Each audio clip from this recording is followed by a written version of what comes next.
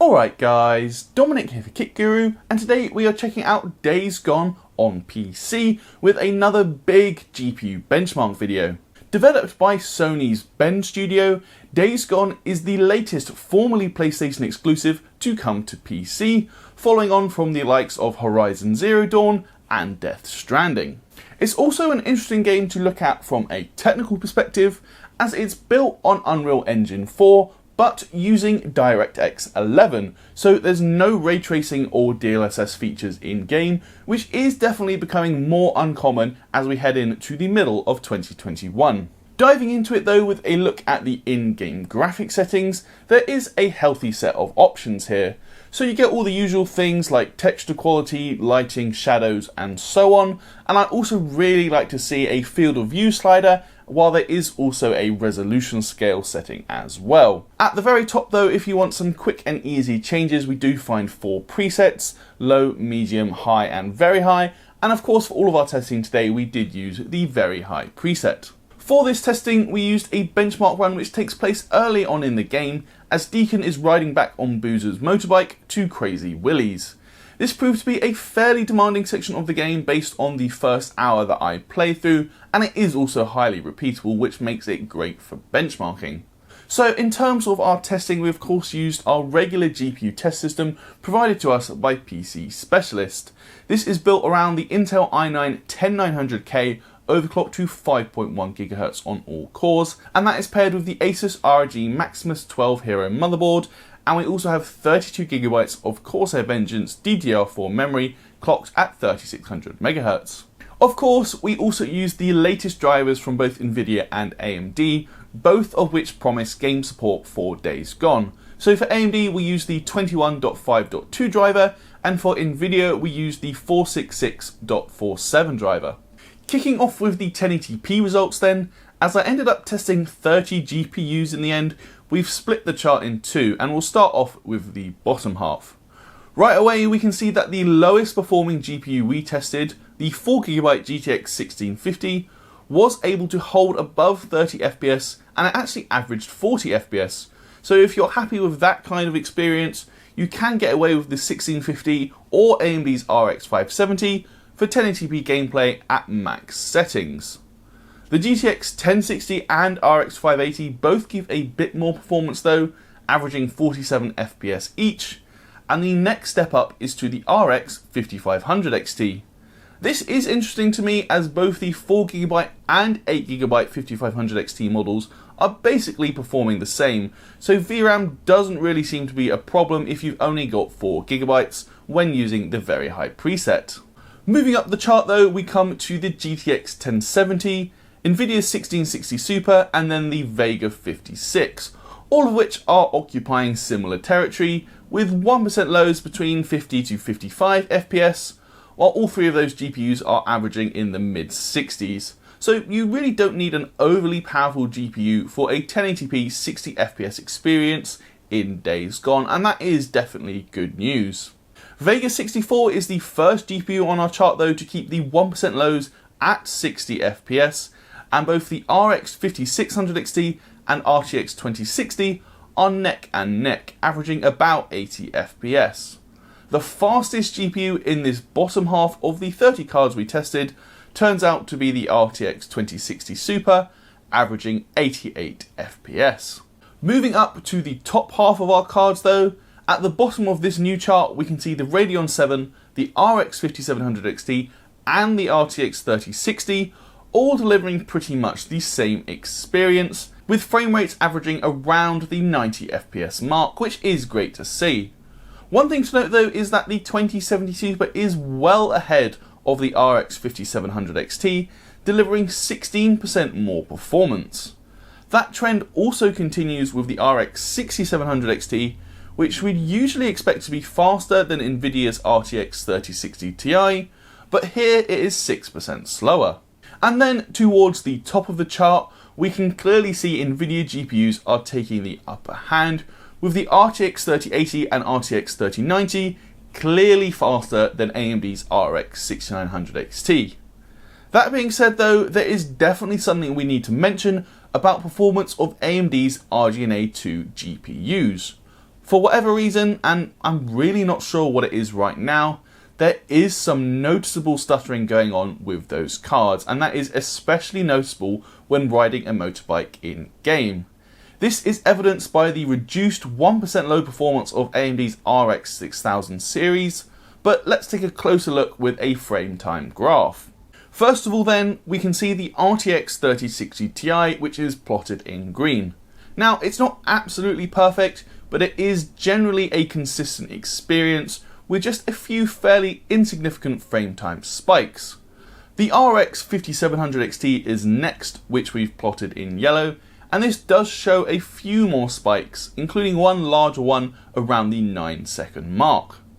Add on the RX 6700 XT in red, however, and we see 3 huge spikes to the frame time, which were very noticeable when gaming. Now, this was the same for all of the RDNA 2 GPUs I tested, and while it didn't occur nearly as much when you're not on a motorbike, I didn't notice these obvious stutters from any other GPU series, including the original RX 5700 XT. Hopefully this is a quick fix for AMD's driver team, but right now the experience isn't as good as it should be if you have an RDNA 2 GPU.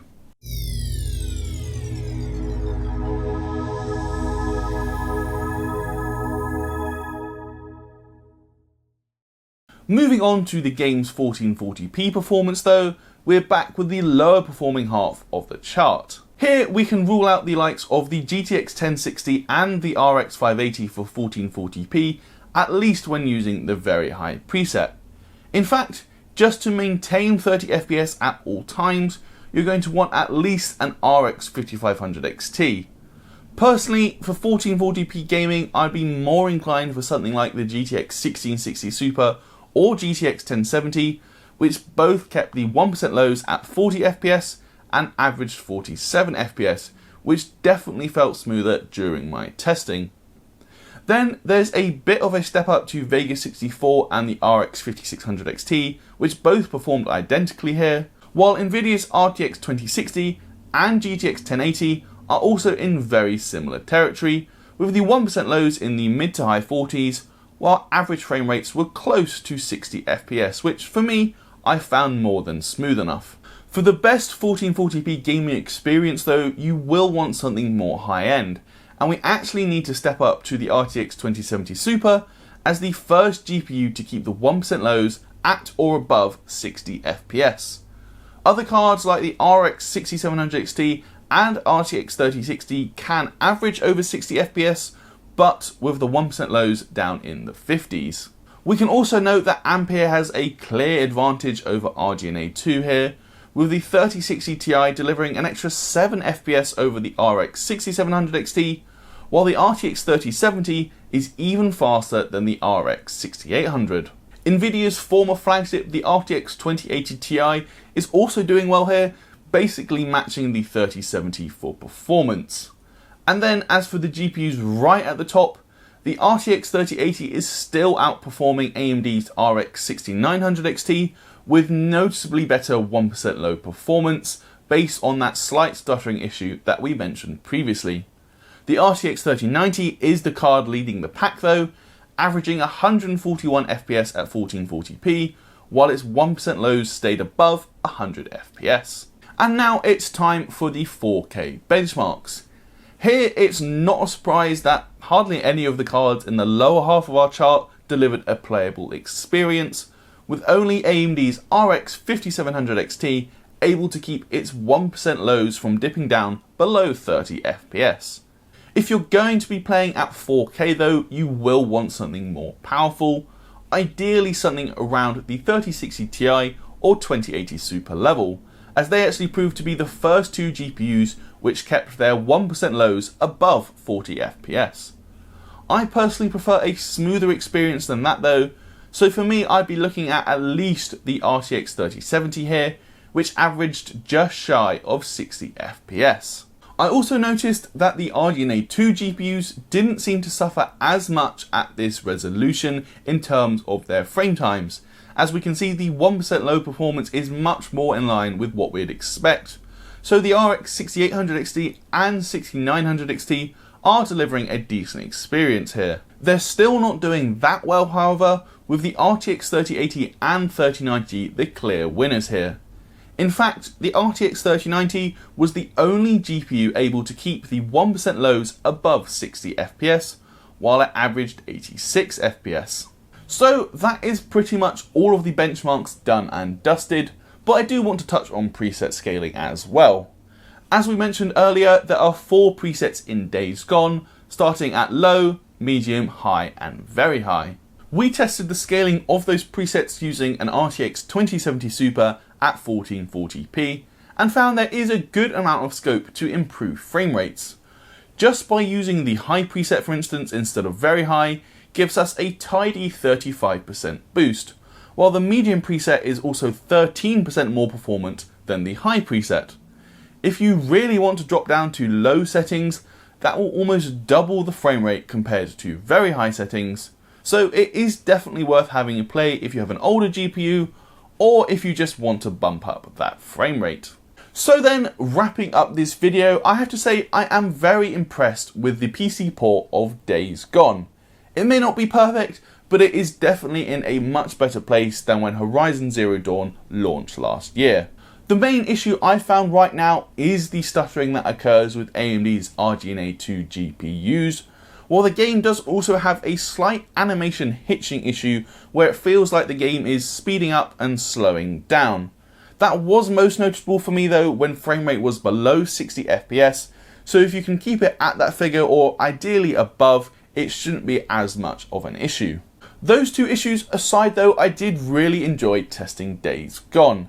It's great to see proper keyboard and mouse support with a dedicated settings menu for those inputs that's easy to navigate without a controller.